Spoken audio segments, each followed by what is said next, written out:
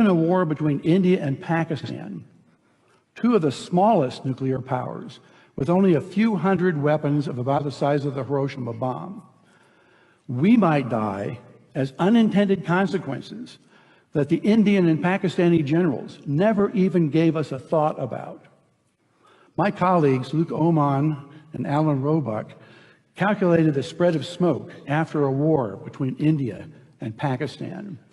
It only takes about 2 weeks for the smoke to cover the entire Earth, and it would rise to altitudes between 20 and 50 miles above the surface. At those altitudes, it never rains. The smoke would stay there for years. This farmer may be in Europe or in the United States, but many thousands of miles from Pakistan and India, is looking at the smoky sky above him and down at the crops that have died in his field from lack of light and cold temperatures.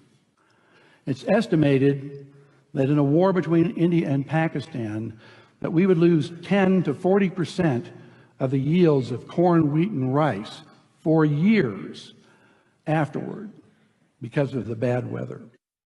The entire world only has enough food to feed the population for 60 days unless agriculture produces more food.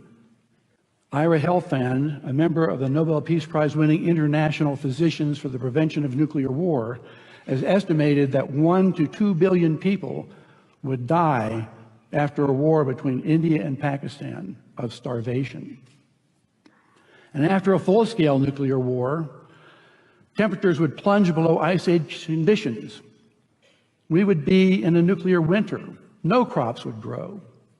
It's estimated that 90% of the population of the planet would starve to death, and civilization would be destroyed. And no one would be safe.